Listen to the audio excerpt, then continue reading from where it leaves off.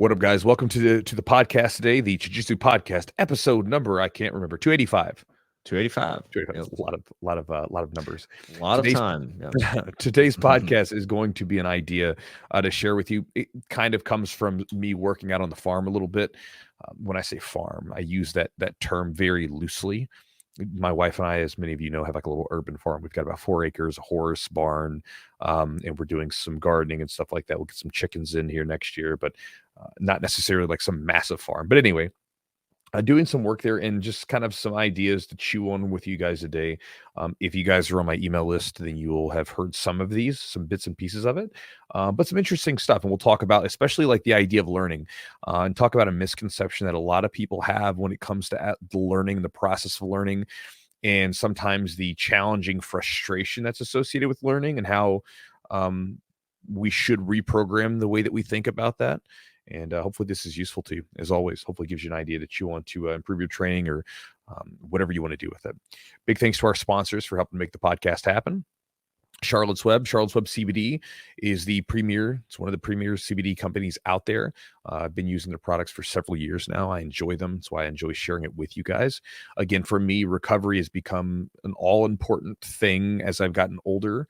I feel like I'm not old, I'm 38, right? But I'm getting older, got a lot of mileage in the body. And I feel like as I get older, recovery has become so much more important because I feel like every week the check engine light on my body is like clicking on, right? It's like, oh, my knee hurts, my shoulder hurts. There's always something. And like a lot of times now I can't even tell what caused it. Because before, like when you're younger, you get injured, you know what happened. You're like, man, this guy like ripped my shoulder. Now it's like, like last week I woke up and like my knee was swollen. And I had a bunch of fluid on it. The fluid's gone now. It was just a couple of days. I'm like, what the hell? I got fluid. And then like one day my shoulder was a little jacked up, but I couldn't tell you what happened to my shoulder. It was just jacked up.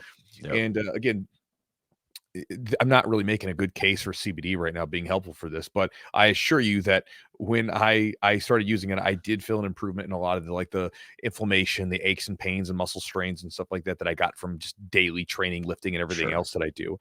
And so again, it's part of my recovery routine. It's part of, I use it at night. I take a shower, I take my CBD, take my supplements, and I typically sit down and read for about an hour before bed. That kind of helps put me down into the sleep state. For you guys, if you do not have like a sleep hygiene routine sort of lined out, it's really important. It's important to kind of get some routine for yourself. We make babies and children go to sleep on time. Like we give them a routine, but then when it comes to ourselves, it's like, I'll go to sleep whenever. I'm going to scroll for a little bit, or I'm going to screw around and watch TV for like a couple hours, whatever. It's, do whatever you got to do, but it's good to give yourself some sort of schedule. And again, part of my schedule involves CBD, and I think it makes a big difference. And if you guys want to check out any of the CBD products that Charlotte's Web makes, you can check it out at charlottesweb.com. The promo code is Chewjitsu30, CHEWJITSU30. That'll give you 30% off. And again, it's a great product to try out. And if you've never tried CBD before, try it out for a month. See what kind of effect it has on you. You can try it at nighttime, try it in the morning, play around with it a little bit. And like any supplement, it'll have different effects. But again, I think most of the people that use it tend to enjoy it and come back for more. So check it out at charlottesweb.com. Also, thanks to Matt at Epic Roll. I was thinking about this. I wrote an email about it. The first time that Matt, when he was wanting to become like a sponsor or work together, like some years ago, he sent me a big box of stuff. And I remember I got this big box of stuff from like gis, rash guards, everything. And then there was a handwritten note, a little lesson here for some of you guys that are like trying to get into business with people. Handwritten note, and then there was a little flash drive, and it was like shaped like a little Wookiee. And so we had an old, I wasn't going to put it into my main laptop because I wasn't that trusting of it, but there was an old laptop computer at the gym that like we really didn't use anymore. So I plugged it in and put the flash drive in there, watched the video, and it was Matt basically saying, hey man, try this stuff out. I hope you enjoy it. If you would like to do some work together, let me know. If not, if you don't want to, whatever, just consider them gifts and thank for everything you do with the jiu-jitsu community. I was like, that's pretty cool. So I started using his stuff, and I liked his stuff. And so then you guys can guess now he became a sponsor of the podcast primarily because I liked his equipment. I have my Chewjitsu rash guards made by him right now. And part of the reason why is I like the fit, I like the comfort of it, and I like the quality of the rash guards and stuff that he produces. He does a good job of making sure that he produces a good premium product that is, it looks good, simple, it's clean, and it holds up. My original Jiu-Jitsu rash guard and shorts prototype that I had made, it's going almost on 3 years old.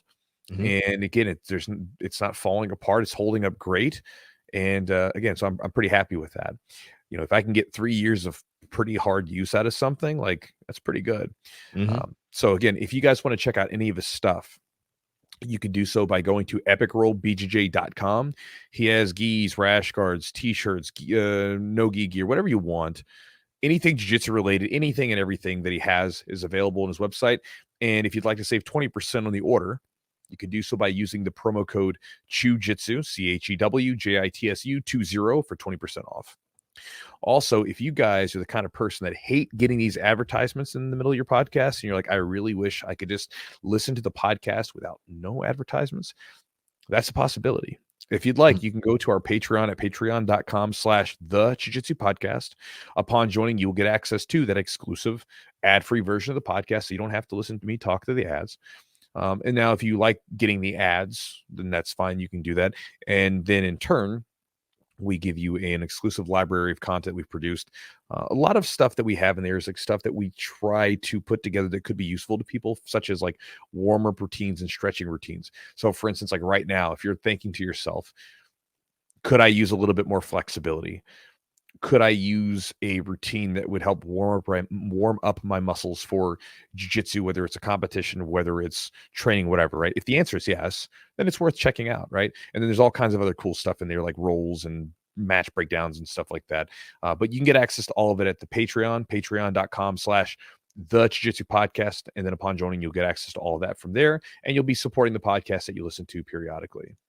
Also, if you would like to get my daily email, I mentioned that earlier, where again, everything from the books that I'm reading, jiu-jitsu training tips, philosophy ideas, just whatever's going on, I share it through there, along with some exclusive offers and deals that I don't share anywhere else. You can get it at my website, chewjitsu.net/join, JOIN. When you join, you'll get access to the daily email that I send out. It's almost daily. There are some times where I don't do the weekends, but almost daily. And you'll also get access to 2 exclusive ebooks. One is on developing a jiu-jitsu game plan, which can be really useful if you're getting ready for a competition. I've actually had guys use that jiu-jitsu game plan to put their game plan together for a competition and then beat my student with it. So again, like I'm glad to help some of you guys out, and even if it means that sometimes it's not good for my gym, but hey, good on Mhm. you for using it. And also, I give away an ebook that goes into some different ideas on how to structure your training to break through jiu-jitsu training plateaus. We all have those plateaus where we have these sticky points in our game, and there's ways to break through them that are very systematic. I don't have training plateaus much anymore because anytime it happens, I notice it, I know what to do. And so it's very simple. You can break through these pretty easily. And again, both of these ebooks are really short, few pages, and for one, maybe I think 13 pages for the other. And they will give you training tips regardless of whether or not you're the coach or if you are just a student training and have no control over the training. And again, to get those, chewjitsu.net/join. So with that said, guys, let's check out the podcast. Hopefully you enjoy it.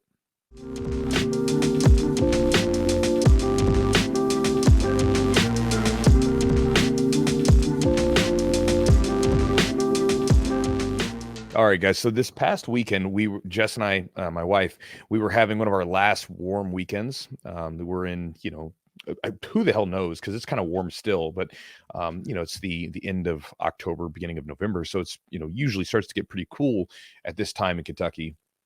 And so we were trying to get some work done on the property. We had to move some of the plants. We've gotten into native plants, native gardening, where you're planting the native types of grasses and everything else, and bushes and everything else that belong in the area, the environment. There's a lot of benefits to it, both from like the health of your property, but also too like the animals and all the bugs and everything that feed off of it, and even actually the flowers are really cool. Like there's some really cool flowers I've never Mm. seen before that are native to our part of the U.S. And I'm like, I don't understand why these aren't planted more, other than sometimes they look a little weedy.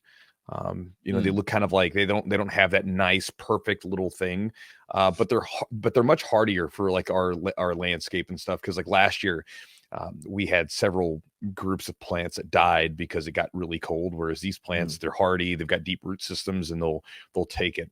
But anyway, we're doing all this stuff, and one of the small tasks that was placed upon the Chewster was the chopping down of a couple of trees. And one of them is a Bradford pear, which is a terrible, awful tree. Any of you guys that are into gardening probably know that it's a good for nothing tree that if you ever come across one, you should get rid of it. It's invasive and it's not really useful for anything. And then the other one was it was a hedge apple, which again, we've already got one on the property, and this one was in the like sort of on the perimeter of the horse field. So it was growing. Now, when we moved in there a couple of years ago, right, both of these trees were much smaller. In the case of the hedge apple, back then I probably could have cut it with a pair of garden scissors, right? I saw it was propping up. And, the thing is that they were on the edge of the property. And so I was like, I'll get around to it later, right? And it was very easy with those trees to sort of be out there to just kind of forget about them. And so they kept growing. And then when I went to go chop them down, I was looking at them. I was like, damn it, these damn trees got kind of big, especially the hedge apple. It grew up a lot. It was still relatively small, but I couldn't simply snip it with a pair of scissors. And when I was looking at it, I could have used a chainsaw. I could have used a chainsaw to just snip it, and be done with it. But I was kind of pissed at myself. I remember I was mad at myself for letting the tree grow as big as it was. So I was like, no, I'm gonna use some good old fashioned muscle to do this one. And I went and got the actual axe that I have to use with my hand. And I went out there and chopped both of them down because I wanted to feel it. I wanted to actually like feel it because again, for me, it was one of those things where I was thinking about it. And this is probably, we all have our flaws as people, right? One of my flaws as a person is that I'm very good at compartmentalizing things at times. And this can be really useful to get certain things done, because again, I can pretty easily put out the noise and everything else that I'm surrounded by. The issue is that it also allows me to block out stuff and sometimes forget about it and not come back to it. And it can create problems later on. And in this case, it created a situation where I had to put a little bit more effort into dealing with it. And I think this is something we all do, isn't it? Like we put things off and we exchange the slight bit of discomfort that we would have right now, or the effort that we would have to face right now. And instead we kick the can down the road. We let the things slip out of our mind, out of our thoughts. We just sort of block them out. And then later, it requires more effort to deal with it, especially when this is a problem. Most of it, I think everybody's got an example of this somewhere in their life, right?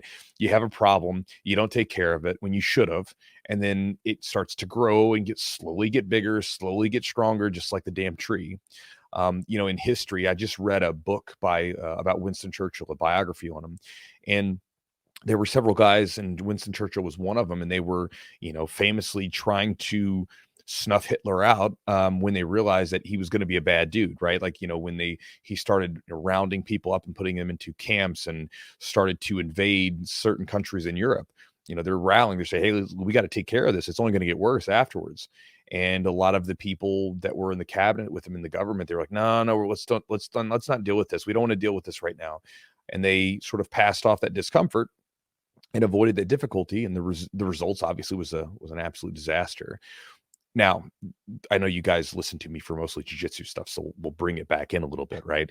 With jiu-jitsu, right? It happens all the time. For instance, back when I was coming up, I remember when half guard was kind of, and again, it hit in different places because it wasn't like the internet was not like it is now, where when a position becomes like one of the V positions, everybody knows about it the next day, right?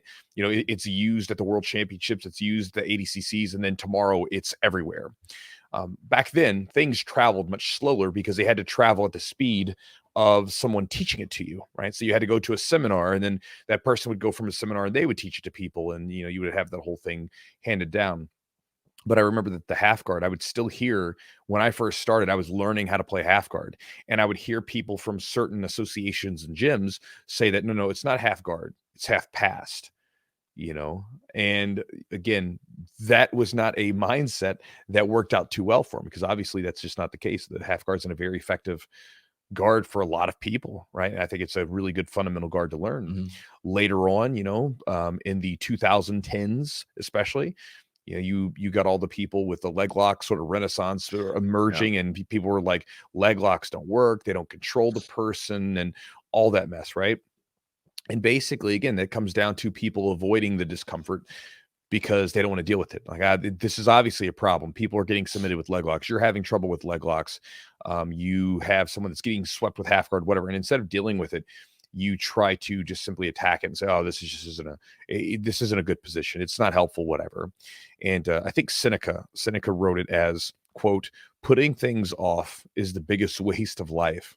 It snatches away each day as it comes and denies us the present by promising the future."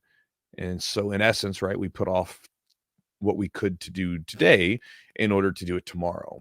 Mm-hmm. And so, it's just one of those ideas to chew on.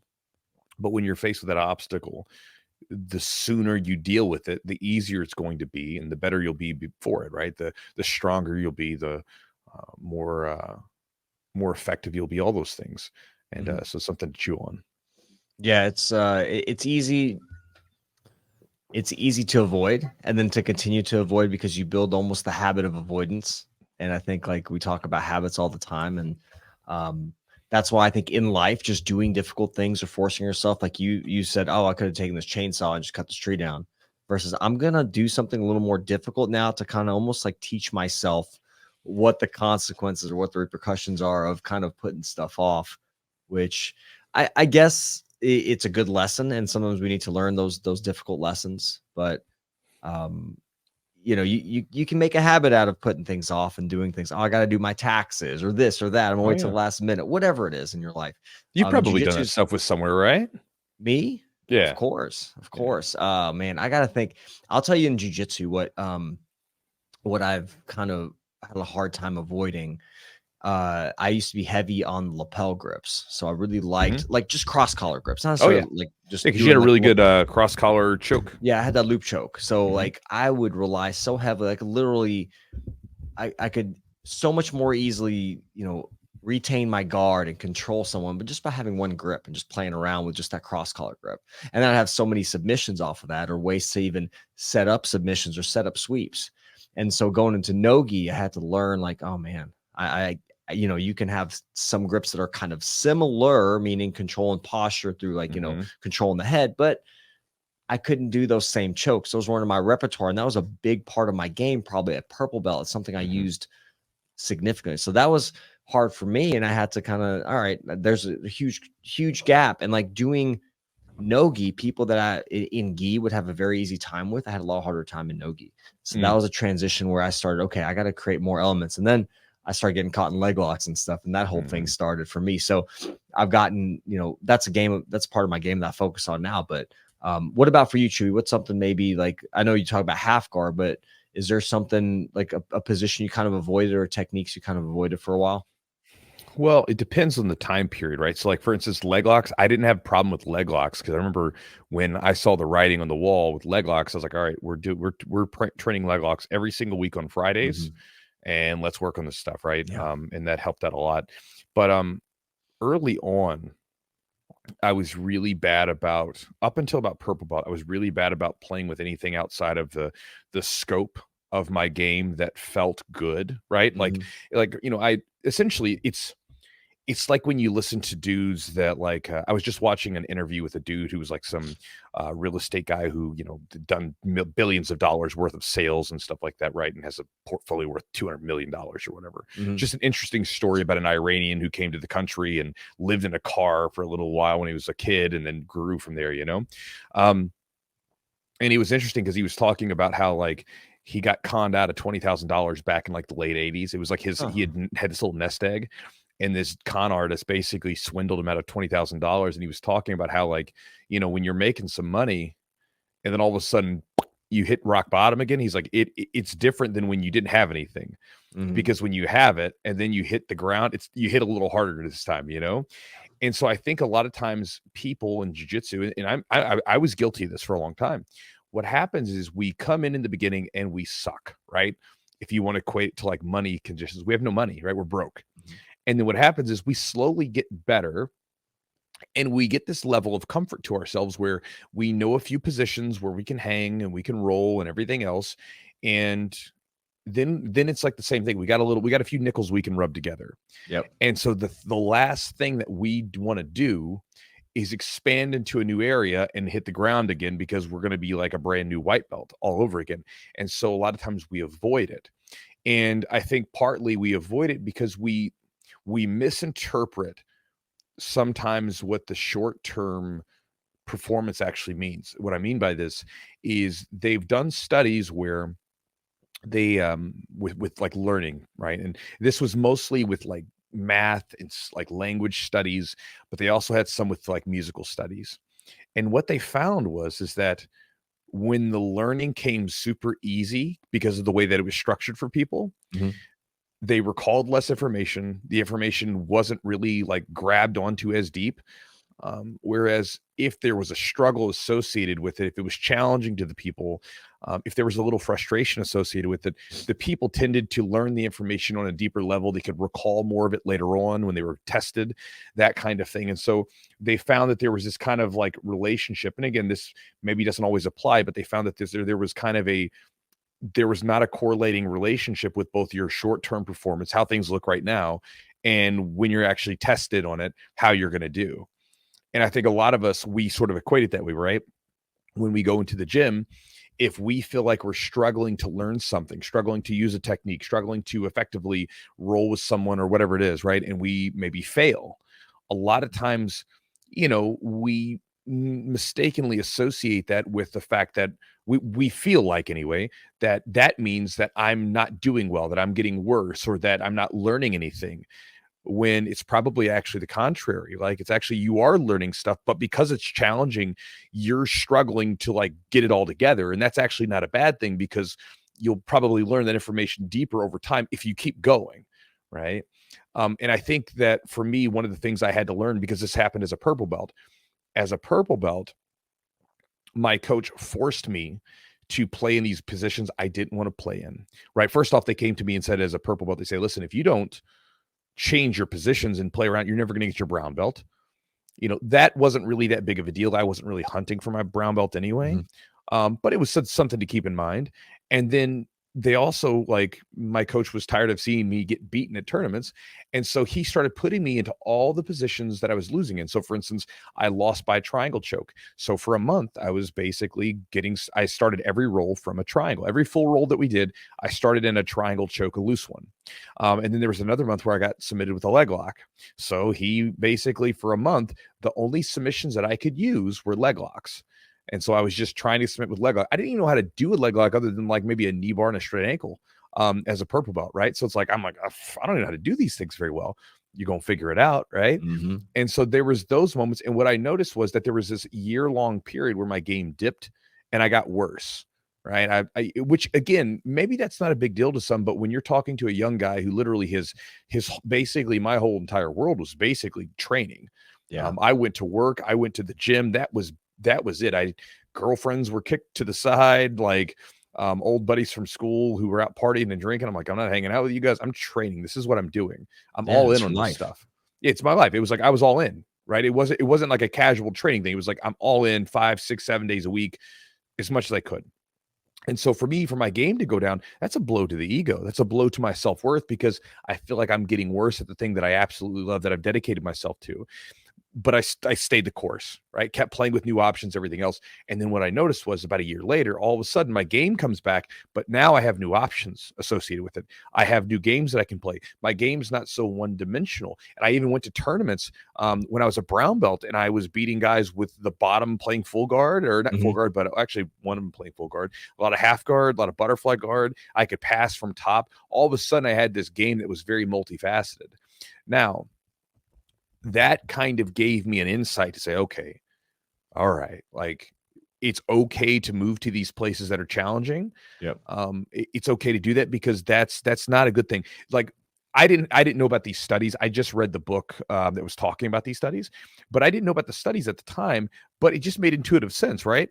And I started to associate those struggling days, those frustrating days, those days where, I'm not doing so well, that things are not coming easy to me, as kind of the same association I have with muscle soreness, right? Like, if you are a person that has not lifted long enough to like have gains, you may not like the feeling of having sore muscles, right? Because it's like, ow, I hurt. And then, you're not going to be jacked tomorrow, right? But if you keep on and lifting, eventually that more muscle soreness, one, it goes away to some degree. You'll still get it, but not nearly as much. But then you start to associate it with, oh, that means I stimulated my muscles. That means that like I'm working towards being more jacked, being more in shape, Mhm. whatever it might be. Or even sometimes the feeling of having a really hard rolling session where you're exhausted. Some people hate that feeling of being exhausted, but us, we know that we just pushed ourselves, and that's going Right. to make us better. We have changed our perception and reprogrammed the way that our brain will perceive those negative feelings. And so I think that a lot of us have to do that. We have to kind of change the way that we think about those feelings sometimes, because it's very important. And I think if you can do that, it makes kind of going to those difficult spaces a little bit easier. Yeah, I think loss or not doing well at something is very uncomfortable.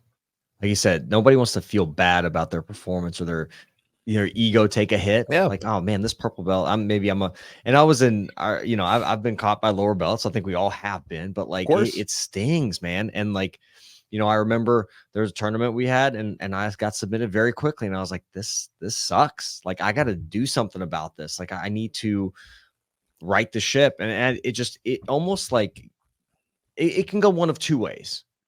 You can either just walk away from it and be like, all right, maybe this isn't for me, or get devastated, whatever it is.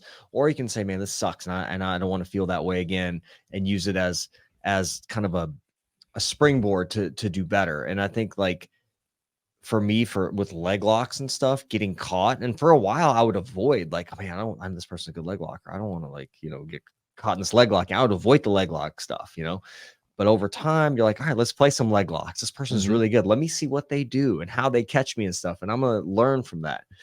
We had Giancarlo Bodoni on the podcast, who was primarily at brown belt, was like a gi guy. Didn't really Mhm. do hardly any no gi. Terrible leg lock game, according to him. I went to train with Donaher and those guys, and literally got put in leg entanglements for like a year and a half, 2 years, until Mhm. he won ADCC. And Yeah. you saw the results. He won ADCC. He's leg locking dudes. I mean, incredible. So it's like I think the proof is there. Like if you want to get better, like you see fighters do it all the time, right? You see like they lose to somebody and they go and they start training with that person. Like you could avoid them, but they're better than you at this angle or this part of fighting or MMA or jiu-jitsu. You're going to go train with them. I think we see that all the time in like combat sports as well. Well, that was something I remember back in the day. I went to a tournament, and there's a fella named Joe Bays there. Oh And yeah. Joe Bays is one of the he's a fantastic grappler, and he's one of the most non-assuming people you'd ever meet, because Mhm. he's just kind of like soft spoken and everything else. And I remember I was at this tournament, and I tell the story all the time about him because I think it's fantastic. He shows up, and I'm there at the tournament, and I'm waiting to go. I'm like, all right, who's in my division? They didn't have anybody in my division. This was like a pretty small tournament. They didn't have anybody in my division, but they had a guy that was a division above me, a little bit heavier, and it was Joe. And Joe he's slimmed down a little bit now, but at the time he's heavier. So he's in like around 220-ish or whatever, and he's not very tall, and it wasn't like he was just super yoked or anything. He was just kind of like a heavier set guy. And so I'm looking at him like, oh man, and I'm just mistakenly, right? Don't make this mistake. Mistakenly, I look at him, I say, okay, like I got this. Like, look at that guy. Like, I'm gonna be stronger than him, no problem, right? I go in, he pulls guard. I just try to smash him chest to chest from half guard. He rolls up underneath me, puts me in a heel hook. This is all happening within like maybe 10 seconds. Mm-hmm. I stop, and I remember staring at Joe in the eyes when he caught me in the heel hook. I was like so dumbfounded. How did this happen? 10 seconds and I'm already getting submitted. And I remember he put the heel hook on. He just catches it, doesn't even really crank hard. And he goes, "You okay?" And I remember just snapping out of it. I'm like, "Yeah." And I tap out real quick. And so I was like, shit, that surprised me. And since there was only two of us, they said, "Would you like to do a round robin?" And I said, you bet your ass I'd like to do a round robin. I want another shot at this because, Get you know, this it was a dude back. yeah, I mean, 10 seconds. That was a fluke, right? Like, let me do this again. So I go again. This time I last maybe like 45 seconds. You know, not much longer, a little bit longer, right? And catches me up in another damn heel hook. Well, I remember the next week I was like, I got to roll this guy. So I went to the gym and trained with him, and we got about 2 hours together. And I learned a lot about how leg locks work from rolling with him, seeing how his entries work. Yeah. And I got a lot of insights that still stick with me to this day about how to prevent leg locks, how to stop them by simply just observing, like, how is he attacking me and how can I try to prevent that? And then it was a lot of good moments there. And again, he's a fantastic leg locker, and it was a really good experience for me. So yeah, to go to your point, right? I could have said, no, man, screw these leg locks, right? But I was like, no, I got to train with this dude. I got to figure out what he's doing because dude had my number. And to go back to you a little bit, I remember, like, you were talking about, like, you know, what are you going to do with this situation? I remember one of my favorite Eugene stories is you went to a tournament, lost. And, you know, for you guys that don't know, Eugene, he's a bit of a ruminator. So Eugene will, like, whatever is bothering him will just swirl in his brain endlessly until he does something about it. Right. Have to get it out. You gotta break that cycle, man. You do. So he lost his tournament, and then he was so pissed at himself. He wouldn't let it go. He's training with, you could tell when you're rolling with him, it's in his brain. And then he signed up for like a tournament 2 weeks later. He went and won that tournament. And he got that stuff out of his brain, right? So I always thought that was a good story. Yeah, it was you know, mindset has a lot to do with it. Like, I think that the tournament that I was just like, I'm not really gonna train for this thing. Let me just go into it kind of nonchalant. Let's just see what happens, kind of. Yeah. So I go in, no really any game plan, nothing, just kind of like, I'm just gonna do this thing. And you can't really, some people can do that really well. It was not the right thing. I need to have a direction, a purpose. Like, I can't just go in because I don't have that. I think for me, if I go into, I think it could be good for my nerves. But on the other hand, if I don't have like that, sometimes that intensity, because the tournament's way more intense. I didn't have the intensity that I needed for competition. And I just got, I was the nail. I was the nail for sure. And I went and did, tournament was actually the next weekend. And my first match was very kind of rigid. I was like, I'm just not losing this damn. Yeah. I just don't want to lose this. I don't want to get submitted very sure. quickly. I think I was kind of gun shy, but then I had another match and it was good. I had a good submission on that one, but it's just good to do those things to kind of. Well, you remember the tournament in North Carolina where you lost in your division, and then you killed it in the open. Wait, so would you win one, lose one? I got second. This guy, but was it so in your division you won one, lost one, but in the open, bro, you killed it? I won 3, and then I think I lost against this big dude. Yeah, but so it was just, I had nothing. When you do the open divisions, I think there's something fun about the open divisions, because if you're going against someone that's bigger than you, and obviously skill set wise you're the same belt rank, you're like, oh man, this dude's bigger, so let's just see what happens. Let's just see how it goes. And yeah, it was fun. I saw some things, I learned some things, I saw some things I'd never seen. Yeah, like, people are crafty. People are crafty at those tournaments. People are very good at the rule sets. That's also another thing. When you play different rule sets, some people are very good. Their jiu-jitsu is very good for certain. They may not be a better grappler than you. They may be a better player of the rules. Yeah, good competitor.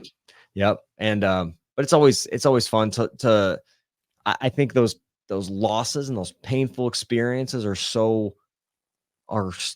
for me, they're like burned into my brain, and I think, like, if I, when I was in school and I got a question wrong in an exam, you better believe my ass knew that question, why it was wrong, why it was this, and that. And like, you get something right or you do something really well, there's, okay, good job. But you have a loss, it's or something you do incorrectly or whatever it is. I think it burns, it hurts more. And I think, like, we all want to avoid discomfort. Yeah. Which I think there's necessary discomfort to be had, but like, I think we want to avoid it. But when you're forced to go through discomfort, which I think it's good to do that, whether it's weightlifting, right? You go in, man, Like Eli's got me doing the leg day was yesterday, and oh, I hate leg day, Oh yeah. man, because I can't walk down the stairs the next day. He just switched up my plan, so I was like, oh my God, I'm gonna fall down these stairs. I can't, my quads won't. But I know it's good for me and it's necessary to get through it. And I feel better once I Yeah, of course. overcome that difficult thing. I think that's also something to think about is, okay, this is difficult right now, but think about long term where you're gonna be. Hmm. And if we're doing the same thing, the same little niche in our game or jujitsu, we're gonna probably not evolve and people are gonna pass you up. And to your point, right, like the memories or the things that you learned when they were difficult were seared into your brain, right? Yeah. And again, you remember those things. Like, for instance, the reason why you lost at the tournament that we were talking about previously, you probably remember that very vividly. Oh yeah, sure. It's like I remember one of the most vivid losses that I can remember was a match where basically this dude ran away from me. I took him down like 2 or 3, maybe 4 times. I can't remember. I remember taking him down a lot, and he would basically get to the very edge of the mat. So every time I took him down, it was nothing, right? I got nothing for it. Um, and then at one point, I threw my hands up to the ref and I said, "Bro, like, what do you want me to do?" And this guy had an advantage because I did a sloppy guard pull at one point and he passed my guard. I got right back up. So Mm, he had 3 points on me, but that's it. And at one point, like I'm literally at one point, I'm laying down on my back, just telling him to mount me so that he could get his hips on top of me and I could make a stronger connection and escape because I felt like I could escape, but he was sitting in side control. And as soon as I would come up for a half guard, he would just run away. And mm, so I was so frustrated. So I remember I was like, okay, like I learned the lesson and it was an expensive lesson. That whole trip cost me like $1,500 back when I didn't have a lot of money. Right. And so I kept that lesson. And so I remember like anytime someone steps on the edge of the ring, I was like, I'm not chasing them. Or I'm going to push them back in. And there have been matches where I'll either walk to the center and like motion them, like, you come on over here, big fella. Come on, mhm, let's grapple in here. And the ref will say, "Kabach," and I'll like, I will. Come on in here. I'm not going to grapple you on the outside. And then there was one match where the guy I got around his waist, my hands were locked. I was getting ready to lift him, and he tried to run away outside of the ring, and I spun him around and pushed him back into the ring, and then dumped him. Right, and again, I remember it so vividly. That lesson is seared inside my brain like you, because again, it was painful. And so to go back to the point made in the book, right? It's like based off these studies that they found, right? Um, learning, like struggling, frustration, those things, those are not a sign that you're not learning, right? mhm. I mean, it could be, that's potentially true, yes, depending on the environment, but that's also a sign that you probably are learning because you're being challenged, right? You're struggling to expand with what you're being taught. Then what you have to be mindful of is when it becomes too easy, right? Because when it becomes easy, that's when you're probably not really learning anything. Sure, you might be getting better marginally at something, but if it's just too easy where you're not feeling that friction, so to speak, all right? That's when you're really not growing as a person. And we all know this. There's those periods of where, and again, this is on the mats. We know this where we're getting frustrated because we're trying to use a technique that we're learning and we just can't quite nail it. We're almost there, but can't quite do it. I know this from the business standpoint.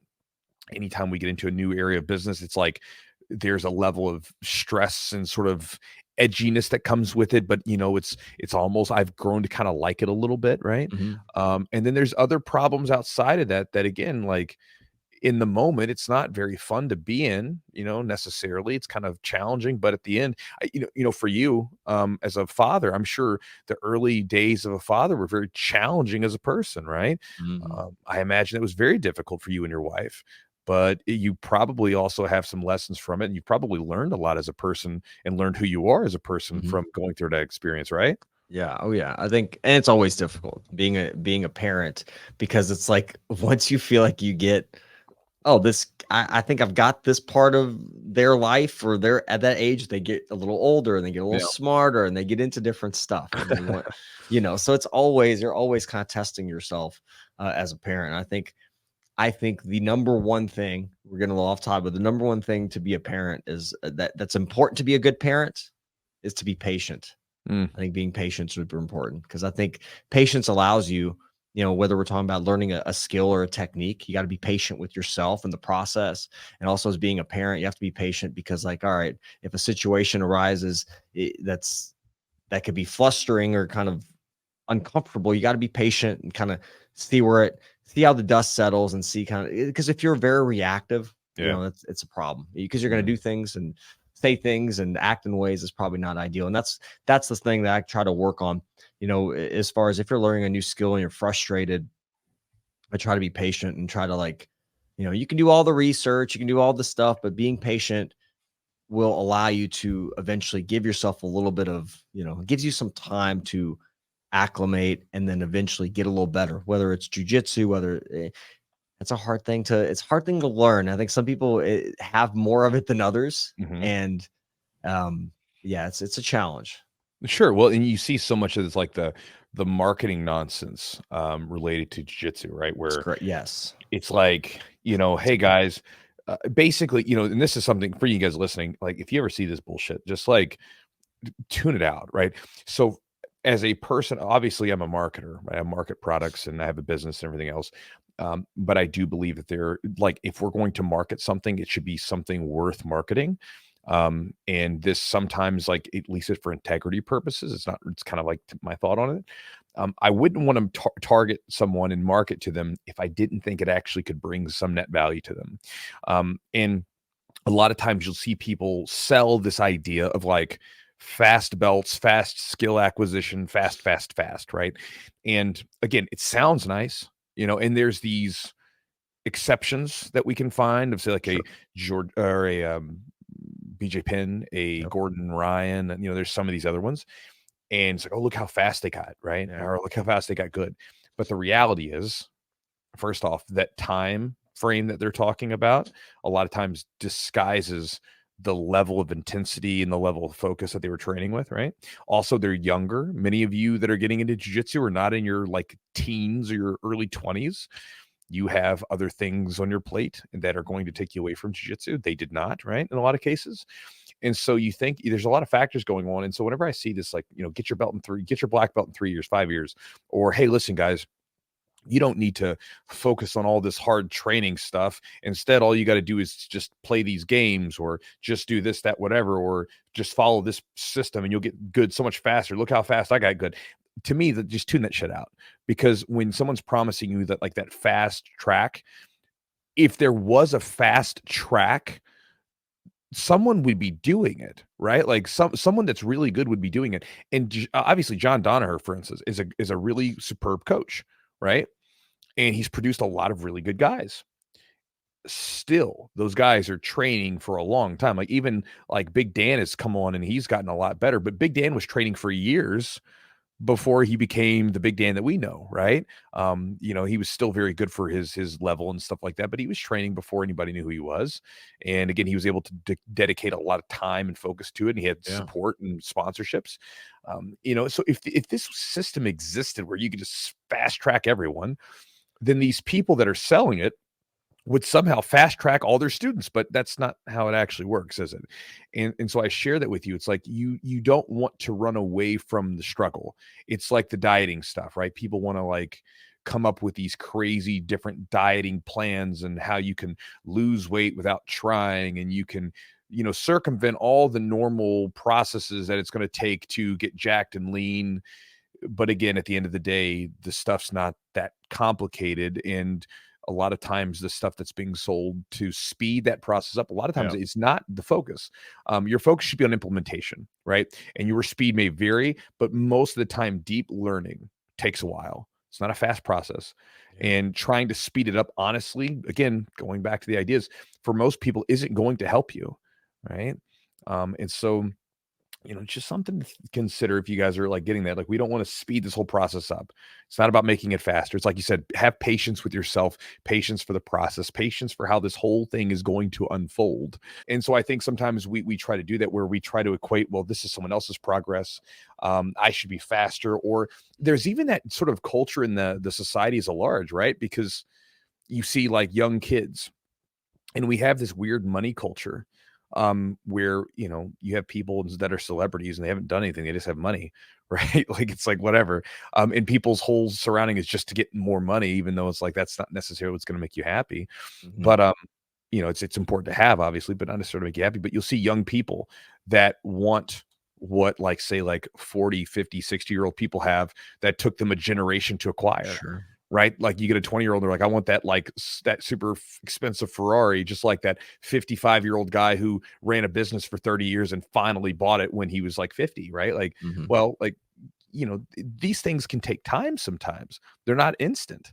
And Yeah. so again, there's that pressure in society where we all just want to be at the end result right now, and not have that patience that you're talking about. I think there's outliers in anything you look at, getting Mhm. rich quick. I'm sure someone has gotten rich quick, but Of the course. majority of people do not. There's outliers like we talked about. Oh, well, if this person got their black belt in 4 years. Like when I look back at, it took me what, 10, 12 years maybe to get Mhm. my black belt. Like, man, I sometimes wish I could go back and like Yeah. enjoy those belts a little bit more. I think there were such good experiences at each belt, like being at the kind of towards the bottom. I think there's Mhm. it's more like there's less pressure. I mean, that's a thing. If some people struggle with pressure, there's definitely less pressure on your performance as a white belt or even a blue belt. But there's also like a beauty to each stage you go through because you can look back and like appreciate the struggles at each belt Sure. and like also the wins at each belt. And I think that we want to be careful about not watering down jujitsu because if it starts turning into taekwondo or whatever martial art, it doesn't have to be taekwondo, but where belts are kind of given out Belt very factory. Yeah. quickly, it just waters it down, and then your achievement of like, man, it took me this many years to get this belt or get this rank.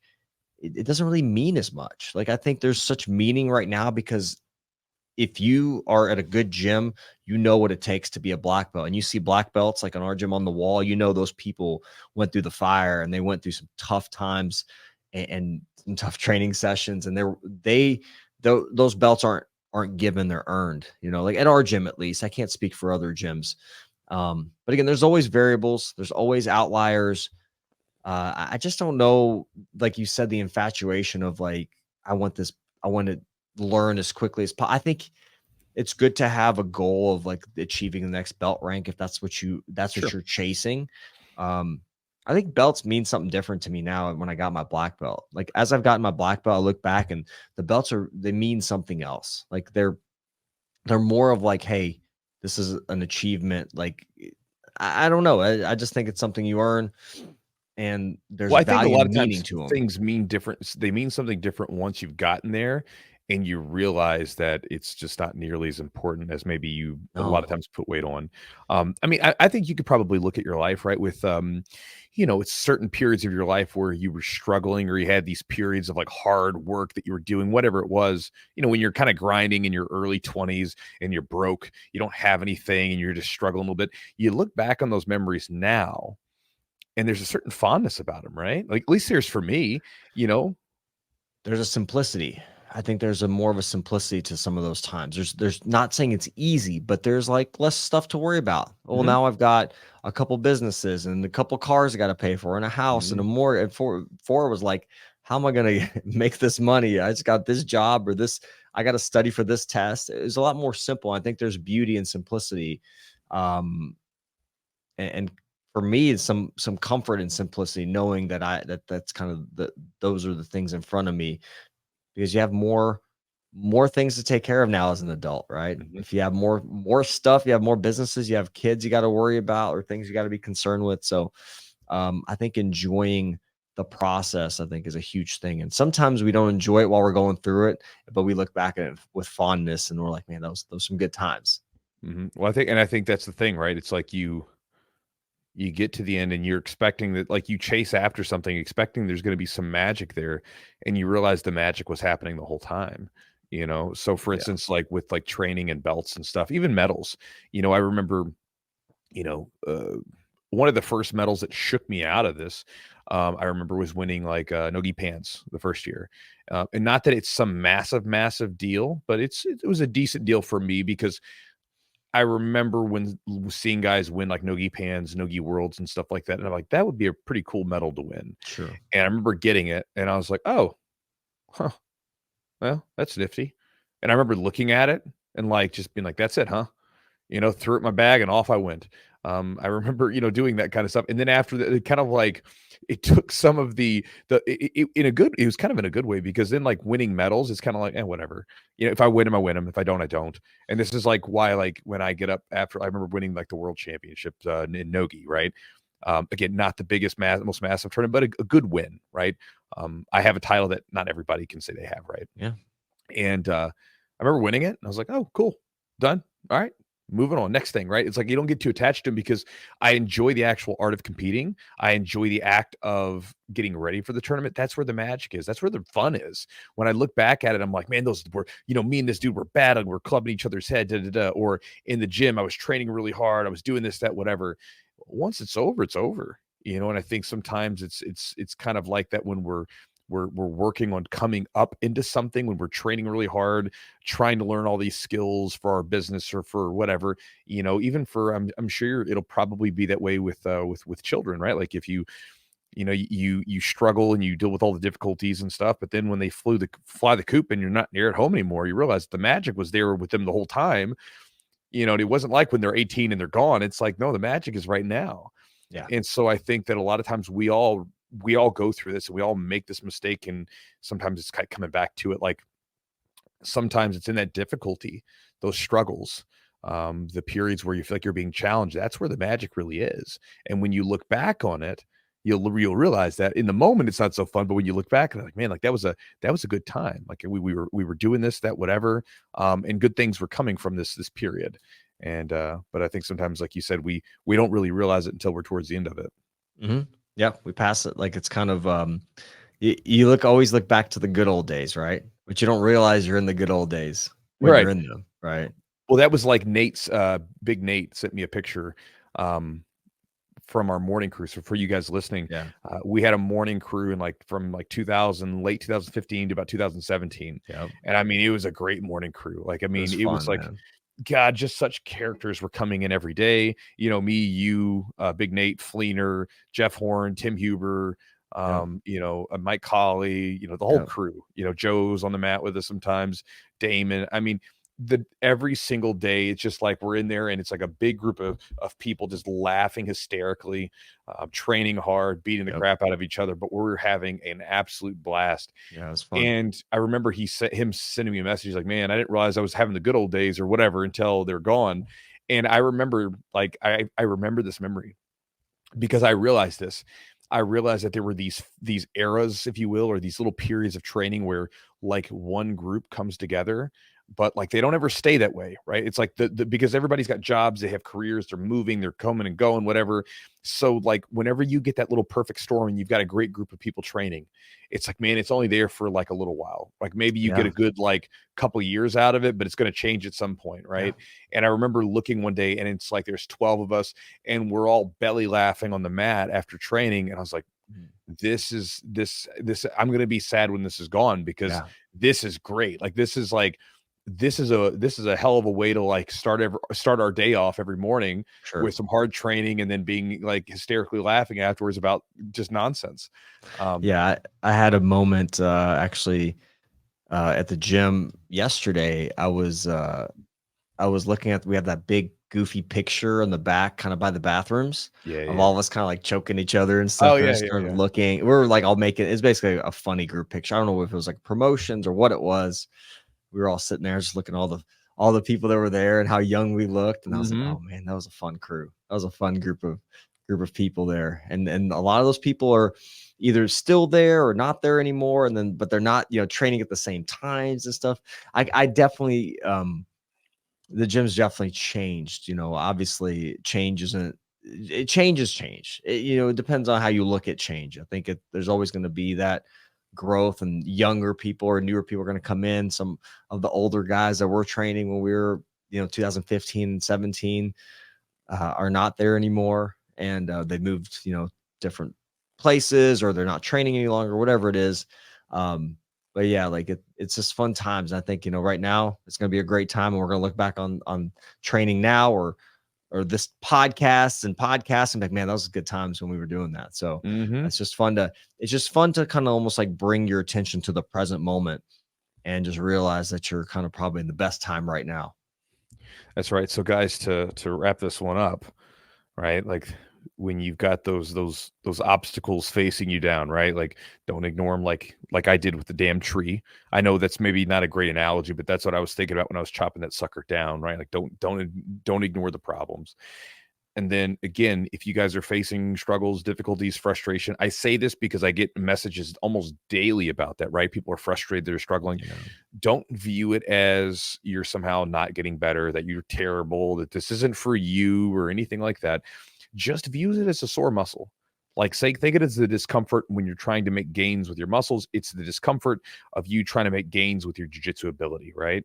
And again, don't be afraid to give yourself a little patience with that whole situation, and maybe also realize that when you're going through it, you're going to look back on these difficult moments with a certain reverence, because there's some magic going on there, right? You're growing right now. You may not realize it, but if you stick with it, you're growing, and you'll look back at it with a little bit of a fondness back in the day, and so something to chew on. And appreciate you guys being here with us.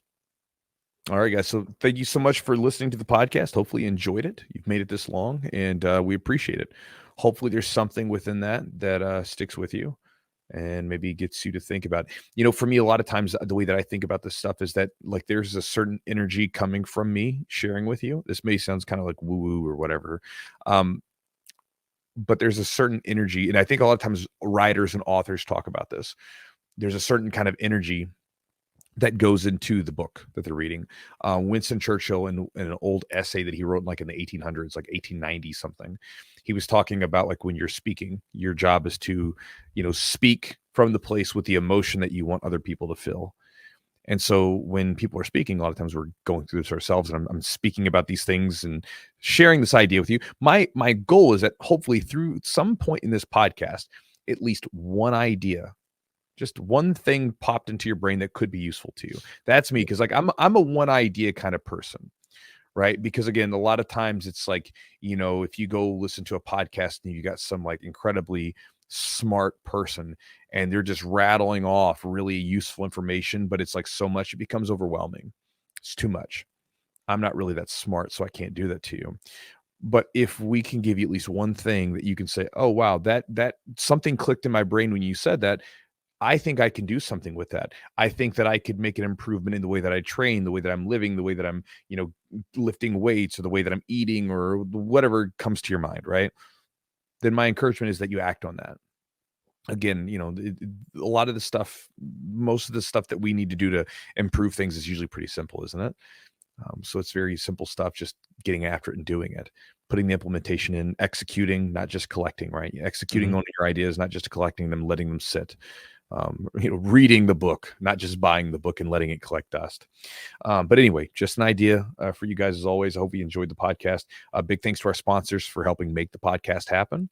charlottesweb.com, Charlotte's Web CBD. If you guys want to check out some of their CBD products and save 30% off the order, you can do so by going to their website at charlottesweb.com. Promo code is Jiu-Jitsu30. That'll save you 30% off the order. And again, I encourage you guys to try it out.